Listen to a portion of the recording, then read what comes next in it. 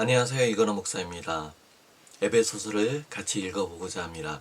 오늘은 에베소서 1장 1절에서 14절을 읽어보겠습니다. 하나님의 뜻으로 말미암아 그리스도 예수의 사도된 바울은 에베소에 있는 성도들과 그리스도 예수 안에 있는 신실한 자들에게 편지하노니 하나님 우리 아버지와 주 예수 그리스도로부터 은혜와 평강이 너희에게 있을지어다. 우리가 잘 알고 있는 것처럼 에베소서는 바울이 에베소 교회에 보낸 편지입니다. 편지답게 인사말로 먼저 시작하고 있습니다. 이 인사말이 우리가 즐겨 사용하는 인사말과 표현이 좀 다를 수는 있지만 바울은 이 인사말에 기도와 마음을 담고 있습니다.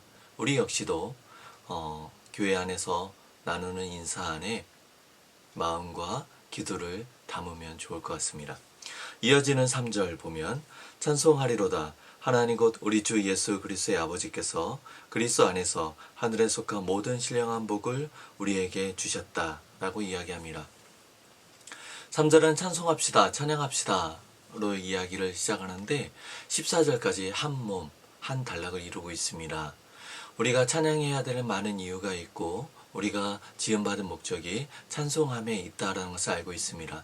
하지만 우리가 살아가는 삶 안에서 그것을 잘 유지하기는 결코 쉽지는 않습니다. 고난이 있기도 하고 마음에 여러 가지 복잡한 심정들, 분노와 짜증이 일어나기도 합니다. 그러함에도 불구하고 우리가 하나님을 찬양하고 예배해야 되는 가장 기본적인 그리고 가장 큰 이유를 이 단락에서 이야기하고 있습니다. 그것은 그리스도 예수 안에서 하늘에 속한 신령한 복을 우리에게 주셨다라고 얘기를 하는데 여기서 말하는 이 신령한 복이 무엇인지 이어지는 구절에서 설명합니다. 4절 곧 신령한 복은 창세전에 그리스도 안에서 우리를 택하사 우리로 사랑 안에서 그 아버지 앞에 거룩하고 흠이 없게 하시려고 그 기쁘신 뜻대로 우리를 예정하사 예수 그리스도로 말미암아 자기의 아들들이 되게 하셨으니 이는 그 아버지가 사랑하는 자 그리스도 안에서 우리에게 거저 주시는 바 그 아버지의 은혜의 영광을 찬송하게 하려는 것이라. 우리에게 주신 신령한 복의 첫 번째는 이 세상 모든 만물을 창조하시기 이전에 그러니까 창세전에 우리를 택하시고 예정하셨다는 겁니다. 우리는 거룩하지도 않고 흠이 아주 많은 존재입니다. 하지만 우리를 택하시고 예정하신 결과 우리가 거룩하고 흠이 없는 존재가 되었습니다. 이전에는 죄와 사망과 비창 가운데 있었던 불순종의 자녀였지만 이제는 아버지 하나님 앞에 사랑받는 자녀로 우리를 입양해 주셨다는 겁니다. 이 일을 위해서 선택하시고 예정해 주셨다는 겁니다. 이것이 우리에게 주신 신령한 복 첫 번째인데 왜냐하면 이 일을 하신 이유는 아버지의 은혜의 영광을 찬송하게 하라는 것이다. 우리는 받을 자격이 없지만 이렇게 큰 은혜를 주셔서 그 은혜의 영광을 찬송하게 하시기 위함이라는 겁니다. 7절 보면 우리는 그리스도 안에서 그 아버지의 은혜의 영광 은혜의 풍성함을 따라 그 그리스도의 피로 말미암아 속량 곧 제사함을 받았다라고 얘기합니다. 이 세상에 존재하는 모든 사람은 죄와 사망과 비창 가운데 있습니다. 죽어 마땅한 죄인이라는 거죠. 그래서 사망 가운데 있다는 겁니다. 이 일에 대해서 동의하는 사람은 그렇게 많지 않습니다. 내가 의인이라는 건 아닌데 죽을 만큼의 심각한 죄인은 아니야 라고 생각하는 사람이 대부분입니다. 하지만 성경은 모든 사람이 죽어 마땅한 죄인이라고 얘기합니다. 그런데 죽어 마땅한 이 사람들 가운데 택하시고 예정하신 사람들이 하나님 앞에 거룩하고 흠이 없는 존재가 되기 위해서는 죄의 문제가 해결되어야 하겠죠. 이 죄의 문제를 해결하기 위해서 아들 하나님 예수 그리스도가 이 땅에 오셨고 그 죽음을 통해서 우리들의 죄값을 대신 치러주셨다는 겁니다. 이 죄사함, 속량이라는 거죠.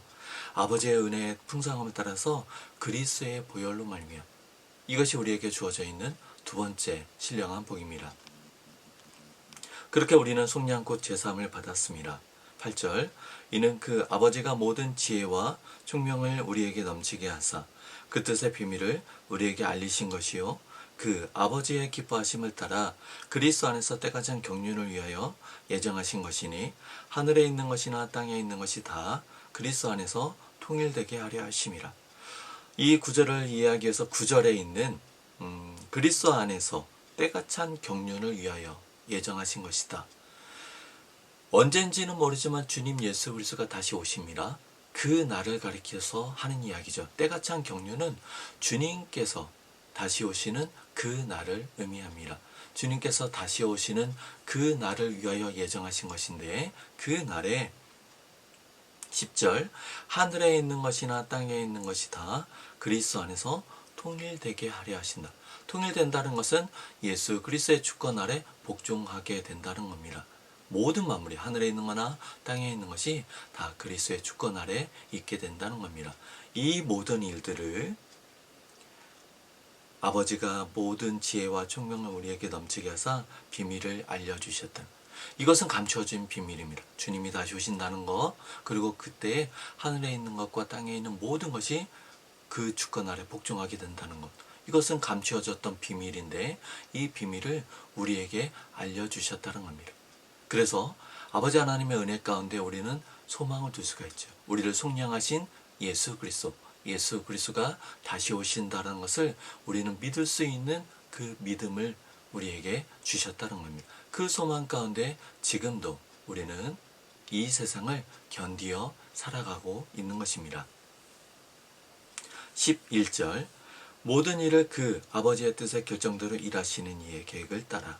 그러니까 창세 전부터 주님 오시는 그날까지, 그리고 영원을 바라보면서 아버지 하나님은 모든 일을 계획하셨습니다. 그 계획하신 대로 당신의 일들을 다 이루어 가시는 그 아버지 하나님의 계획하신 가운데 우리가 예정을 입어 그 그리스도 안에서 기업이 되었으니, 그리스도 안에 속한 바 되었으니 12절 이는 우리가 그리스도 안에서 전부터 바라던 그 아버지의 영광의 찬송이 되게 하심이라.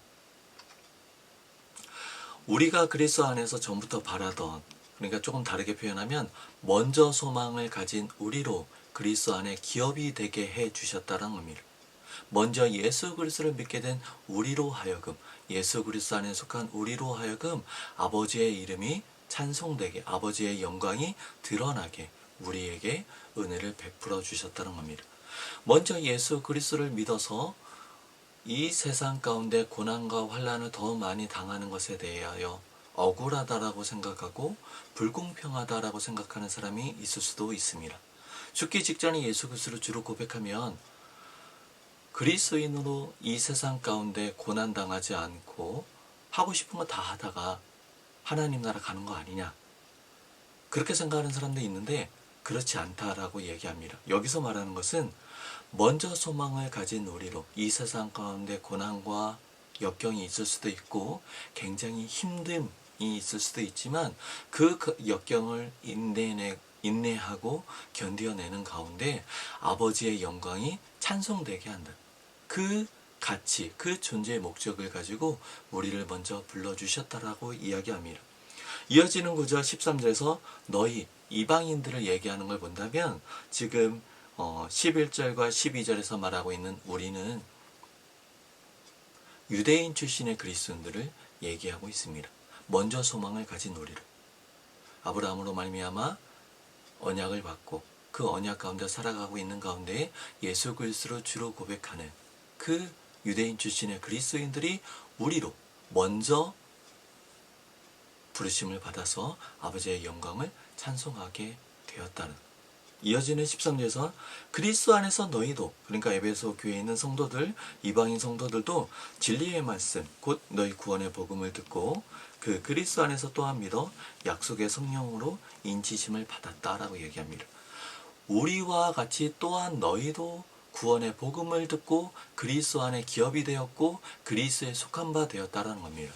이 일에 대하여서 성령 하나님이 보증하신다는 겁니다. 성령께서 인쳐주셨다는 것은 성령께서 내 것이다, 하나님의 것이다 라고 증명해 주신다는 겁니다. 14절 이는 우리, 그러니까 유대인 출신의 그리스도인들과 이방인 출신의 그리스도인들이 합한 모든 그리스도인 된 우리 기업의 보증이 되사. 누가요? 성령 하나님이 이 일에 보증이 되어 주셔서 그 얻으신 것, 그러니까 하나님의 백성을 속량하시고 주님 다시 오시는 구속하실 때까지 그의 영광을 찬송하게 하려 하심이라. 무슨 말이냐면 성령 하나님이 우리 안에 내주해 주셔서 우리로 하여금 예수 그리스도를 주로 고백하게 하시고 주님 다시 오시는 그 날까지 우리로 하여금 이 믿음을 잘 붙잡을 수 있도록, 우리로 하여금 믿음의 고백을 잘 하면서 이 세상에 살아가는 역경과 고난 가운데 잘 인내할 수 있도록 은혜를 베풀어 주고 계시다는 겁니다. 이를 통해서 우리가 아버지의 영광을 찬송하게 하라는 것이라고 이야기합니다. 3절부터 14절까지는 찬양합시다 하면서 우리를 초청했습니다. 찬양의 근거에 대해서 우리가 신령한 복을 받았다라고 이야기합니다. 이 신령한 복은 첫 번째는 아버지 하나님이 우리를 창세전에 선택하고 예정해 주셨다라는 것, 그리고 예수 그리스도를 통해서 제사함, 속량을 받았다라는 것, 그리고 성령 하나님께서 우리 안에 함께 하셔서 우리로 하여금 주님 오시는 그날까지 믿음을 잘 유지할 수 있도록 은혜를 베풀어 주고 계시다는 것. 이 신령한 복을 근거로 하여서 우리가 하나님을 찬양할 수 있으면 좋겠습니다. 이 내용에 대해서 동의가 되고 이해가 되지만 그럼에도 불구하고 눈앞에 있는 여러 가지 상황들, 내 마음 안에 있는 분노와 짜증으로 인해서 하나님을 예배하기가 어렵고 또 하나님을 찬양하기가 어려운 사람들이 있을 수도 있습니다. 이어지는 내용, 에베소서를 읽어 나가다 보면 그 부분들에 대하여서도 풀어질 수 있을 것 같습니다. 오늘은 여기까지 하겠습니다. 감사합니다.